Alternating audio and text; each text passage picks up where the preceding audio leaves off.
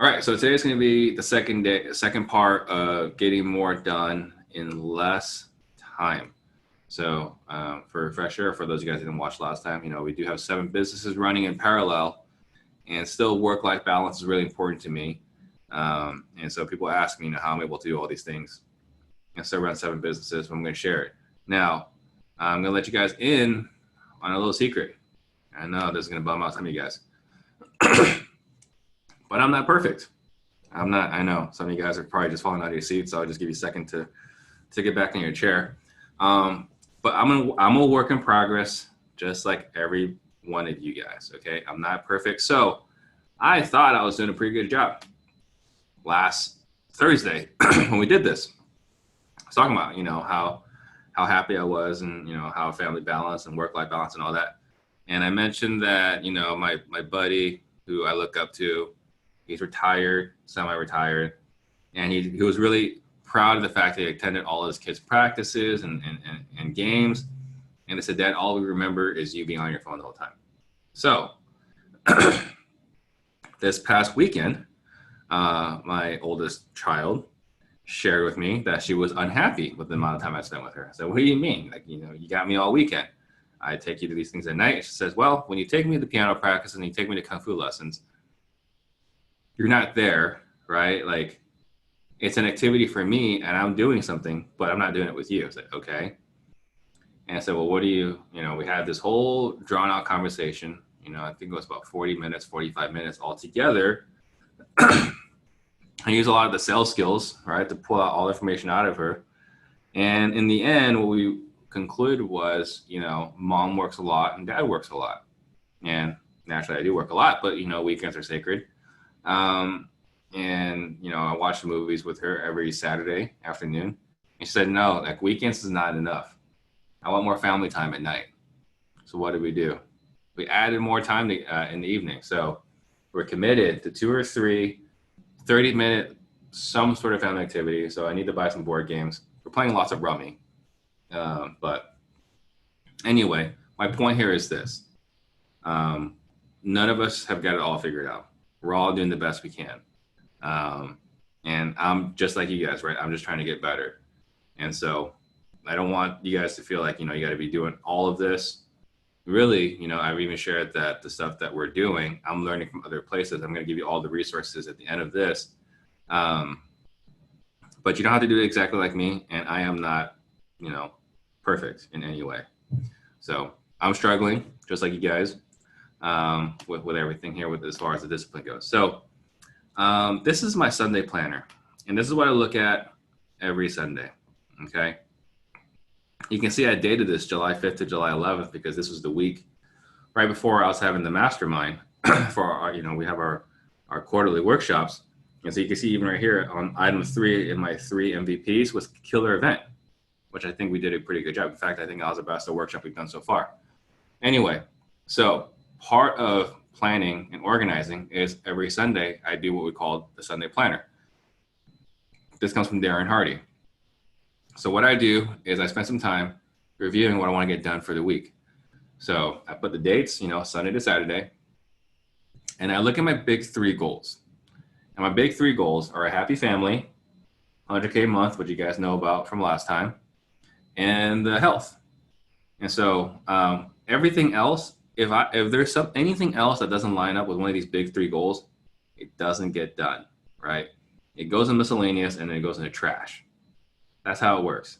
If there's anything that is not in alignment with what I'm trying to do, it goes in the trash. And it's kind of a difficult discipline to get to. But anytime I say yes to anything, what I need to remind myself is I'm saying no to big goal number 1, big goal number 2, or big goal number 3. So if I say yes to something, commit to something, that means I've decided to take something away from my family, decided to take away from my financial goals, or decided to take away from my health. Right. So really, we can only have 3 goals, and that's it. So big goal number 1, happy family. That's 1 planned activity with the family. Okay. I need to watch 1 movie with child. My wife loves watching movies, so we watch 1 movie every week.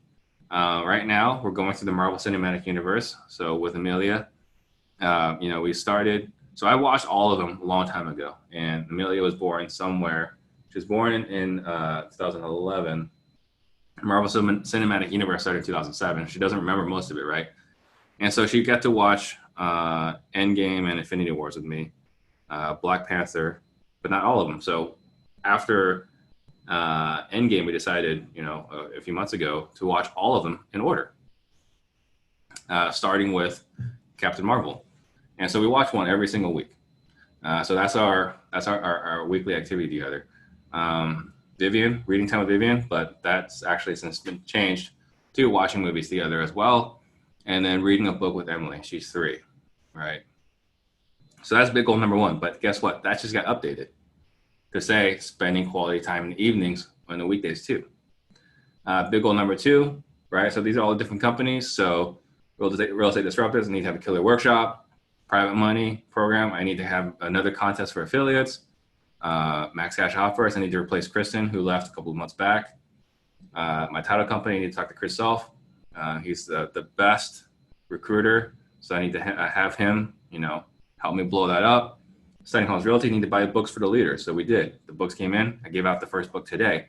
If you guys are wondering, it's The Road Less Stupid. We're going to have a quarterly mastermind we're going to review for the next one, The Road Less Stupid. Steve Train Group, we need to replace Angela, so that needs to be done. Ivy, that's a skip tracing company that I'm working with, so we're going to be announcing something possibly tomorrow. I need to hire a recruiter. All right, so those are my things I need to do for big goal number 2. But out of that, it's number 1. If you look below in my 3 MVPs, number 1 is hire a recruiter. So big goal number 3, 0 carbs. That was a fail this week. Like I said, I'm a work in progress. Sleep by 10, wake at 5, drink 8 glasses of water every day, and stop eating by 8 p.m. So my 3 MVPs, looking at this, hire a recruiter, which last week got done. So I've got a killer recruiter now. Okay. Hire a social media manager. I got a VA. She's going to be helping me with social media. And 3rd was have a killer event. So for that week, July 5th to July 11th, those are the things I was set on. And you guys may be familiar with, whatever you put out into the universe, you'll get. So what's my focus? I need to hire a recruiter. I need to hire a social media manager. I need to have a killer event. And after that, so this was back this time last month, those 3 things are now done. So I need more MVPs. So it's critical after you identify your 3 MVPs, block out chunks of time in your calendar for those 3 MVPs. Protect them as if they're sacred appointments. For a lot of you guys, you know me from the real estate world, so protect that time as if you were in front of a seller prospect, okay? Also need to block out time for your exercise, family, spiritual, social time. Batch and compress together the rest of the key priorities and add them to your calendar now. And immediately delete, delegate, or defer the rest. So if you got other stuff you can put on your miscellaneous list, but I've got nothing else to put on my miscellaneous list. Give up list. Okay, this is where it gets interesting, and figure out how badly do you want this. You guys heard this yesterday with Keith Everett. He sold his clothes, right, to get into, to be successful in this real estate business, right? So what are you willing to give up? So you could give up TV. I don't watch any TV shows. We watch movies, obviously. You can see the Sunday Planner. But I don't watch TV. I don't watch the news. I think the news is a cancer. I don't watch TV shows. The last TV show I finished was Breaking Bad. And I only watched it because I had too many friends absolutely demanding that I watch it. So I didn't watch it, though, until after it was over for a couple of seasons. And we watched it, we slammed that in a few weeks. Now, here's one of the reasons why I don't watch TV shows. Is because I know myself. And I know I've got an addictive personality. If I start a show, I'm watching all the episodes until it's done.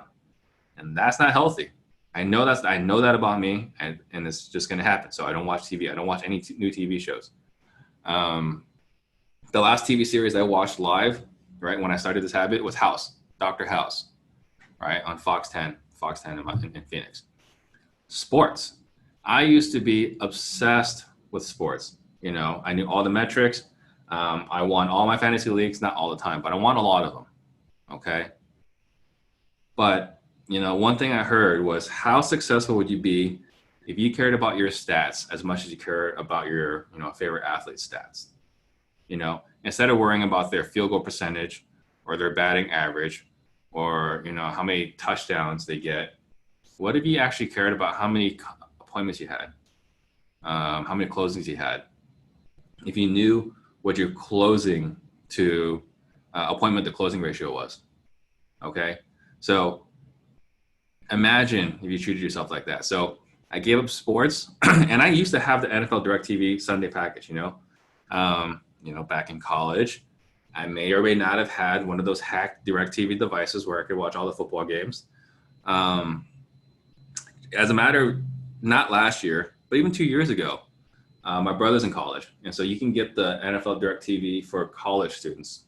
It's like $100 for the year. So my brother signed up for it. I used that login. Terrible, I know. But last year, I made a conscious decision I wasn't going to care about sports anymore. So I literally watched about 5 or 6 quarters of Cardinals football last year, right? And that's my team, but I gave it up. So what are you willing to give up for you to have success? Music. 95% of the time, my car is on Bluetooth. I'm listening to Audible. Now, there are times where I'm tired and I'll listen to music, but 95% of the time, I'm listening to Audible or I'm listening to my Darren Dailies. You have to give up being in the know. If you have I'll give you an example. There's this TV show, The Big Bang Theory, which I never watched, right? Don't watch TV. And I went to go meet a homeowner, and he made a joke about, something about from The Big Bang Theory. Had no idea what the hell he was talking about. I was like, I'm sorry, I don't watch that show. Lost all rapport, did not get the listing, okay? So there's gonna be some risks to not being in the know.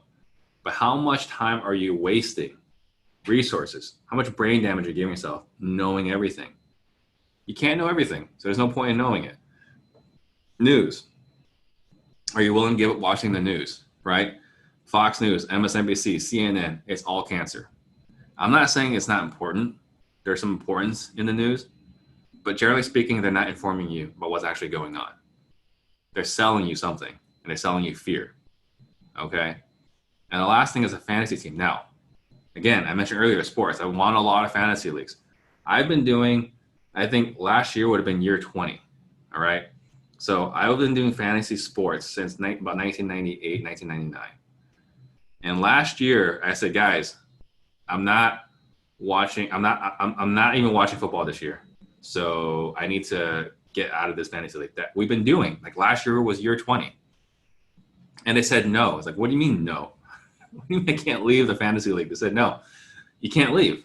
And so I kind of felt like, I was trying to leave the Crips. Like, you can't leave. So what did I do? I delegated my fantasy team. I hired somebody to manage my fantasy team last year. That's how much I've been removed from it. So I didn't do the draft. I think I checked my team like 3 times the whole year last year. We didn't do well. So I did not delegate it to the right person, unfortunately. But what are you willing to give up to achieve the dreams that you want? Okay. And at the end, I'll give you guys a link for the give up list exercise for you guys. The other thing, no multitasking. And I know like everyone thinks they're a great multitasker. Everyone thinks they can do it. And I should put a link in here, but The One Thing by Gary Keller is a great book about multitasking and how it's the biggest myth, okay? So what we know is that anyone that thinks they're good at multitasking is actually lying to themselves. Like there's multiple research that shows this. So are women generally better than men multitasking? That much we do know that's true. But for the most part, like 99.9% of the time, anyone that thinks they're good at multitasking really is just bad at a lot of things. I hope I'm not hurting anyone's feelings here, but that's what we've found to be true from research. Thank you, Joseph. Yeah, the book is called The One Thing. So what happens? We get distracted on average every 3 minutes. This is, you got a minute. This is Facebook notifications, email notifications, text message, Instagram, YouTube Live. And by the way, guys, please, subscribe to my YouTube channel. But YouTube notifications, right? There's so many distractions that are going all the time. And what we also know is it takes about 23 minutes to get in the flow, to get into a rhythm. And You guys may have noticed this, right? Like, you ever been in a situation where you're just getting so much done? Like, you go home like, wow, that was the most productive day I've had in weeks, months, maybe even years. You guys ever had those days? What was going on? You were in flow for a sustained period of time. Okay. But if you get distracted every 3 minutes and it takes you 23 minutes to find flow, how often are you in flow? Not very often. So, no multitasking. If you're multitasking, you're just not getting anything done. And I think if you're multitasking, probably you're going to be, you're either working for somebody else or you're going to stay working for somebody else. And it's probably too harsh, but I firmly believe that. Tyler, great question. You can post that in the Q&A, and I'll be sure to answer all those questions in the end. Other thing, no office. Okay, so I can't say I don't have an office. Like, we do have space here. We have 2,400 square feet, and we're actually getting a new office that we're moving into in 2 weeks from now. About 2,900 square feet. We're gonna be paying $5,000 a month, right, for our new office. I have my classroom built into it. I'm really excited about it. But you know who doesn't have an office within that office? Me. I don't have an office. I don't have an office. I'm recording this from my conference room. Okay?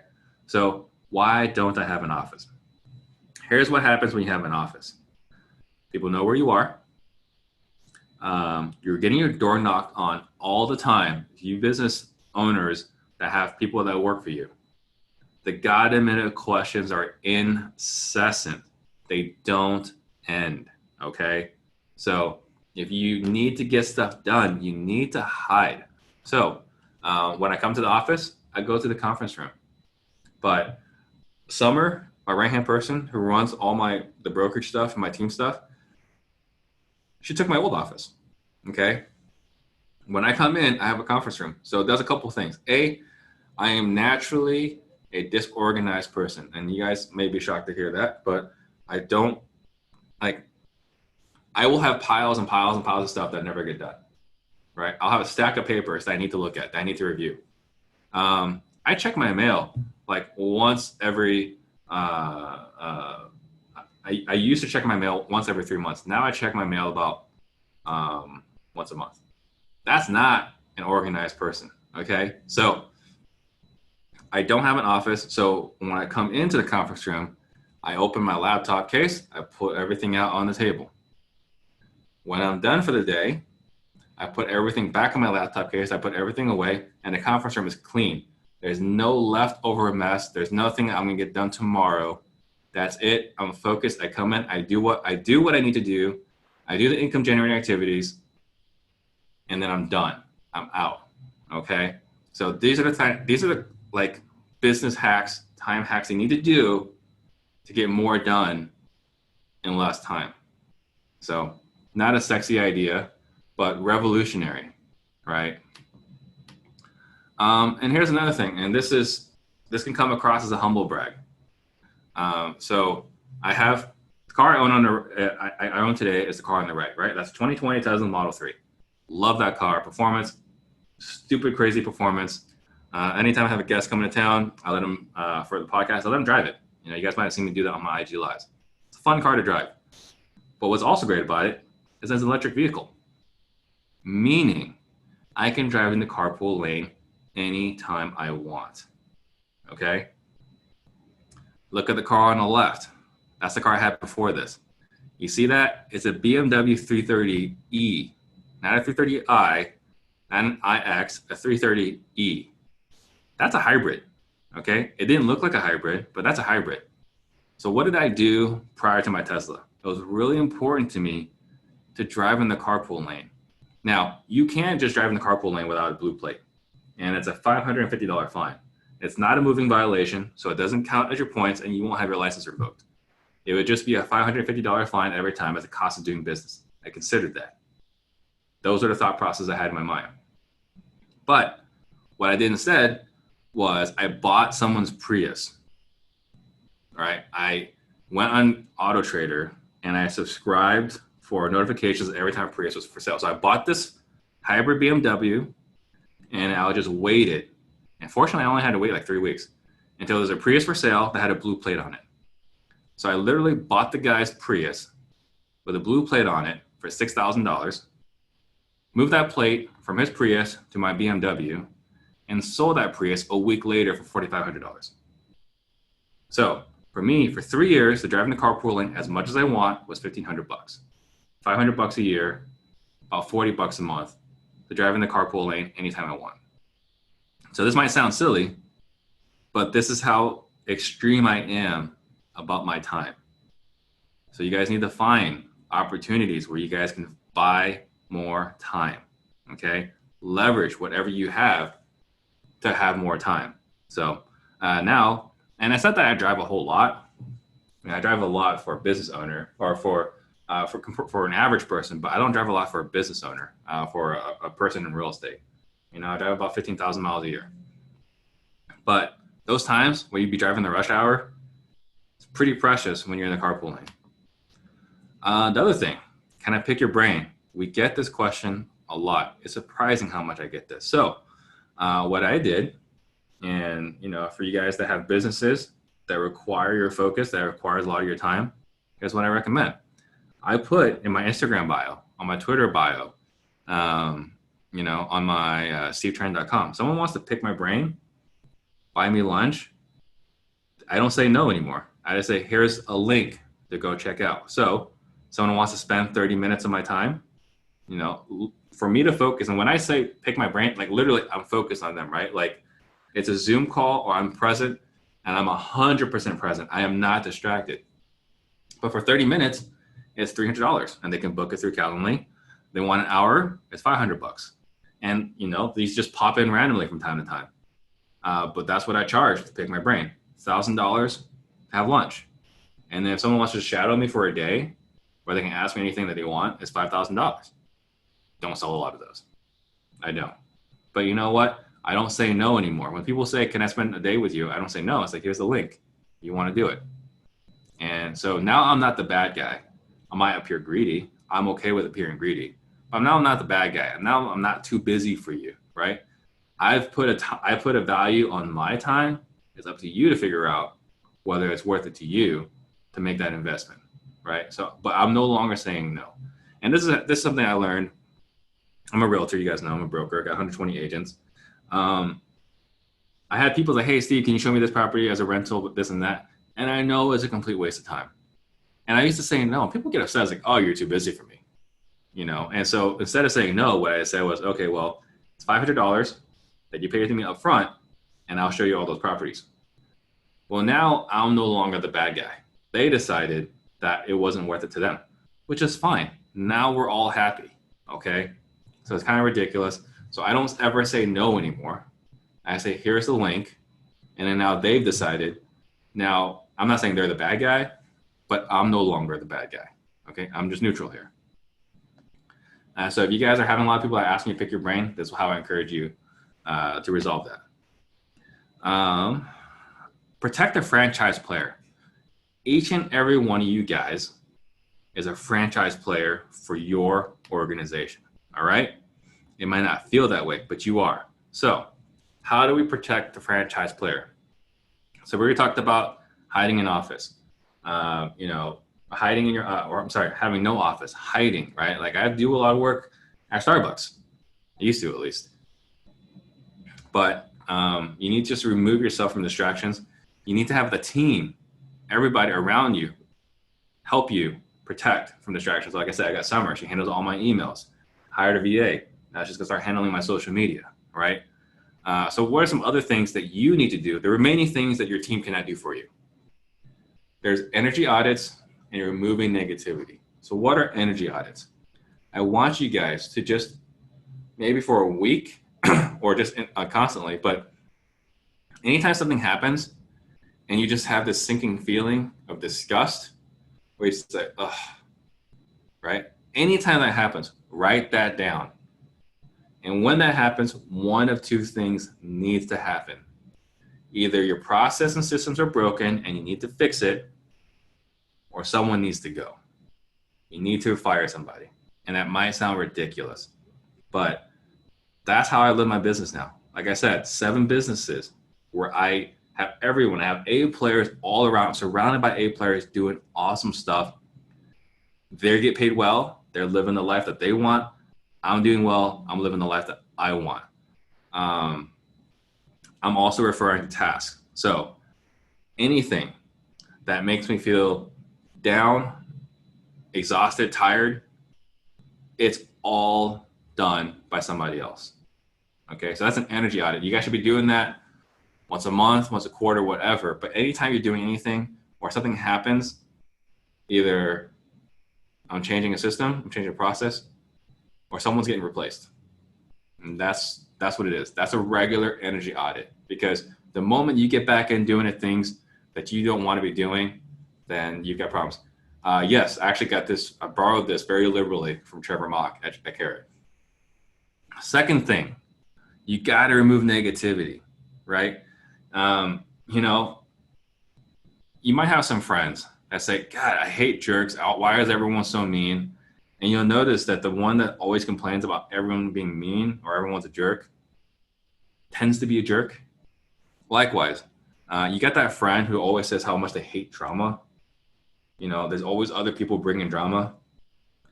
Usually it's that person that has the drama, is that person that's creating the drama. So anytime I see anyone that's lots of drama, lots of negativity, always sees the worst in other people, always assumes the worst in other people, always assumes bad things are going to happen, unless we're related, they were removed from my life. Okay, and if we're related, then we're just not going to see each other as often. Maybe once every few years. Okay, so if they're negative, remove them. So what does this mean? There are people in this industry that are always complaining about something, or they make you feel bad about yourself. They make you feel insufficient, whatever. They always assume someone else is a scam. Unfollow those people. Okay. There's a guy, I left his group. He keeps inviting me back into his group. Like, I don't want to be part of your group. I never blocked him, but I unfollowed him. So it's always uncomfortable that he keeps inviting me back in this group, but you know, it is what it is. So unfollow, block. I've blocked people on social media that were trolling me for no reason. Like, I'm just trying to help, right? But there are people that are trolling me.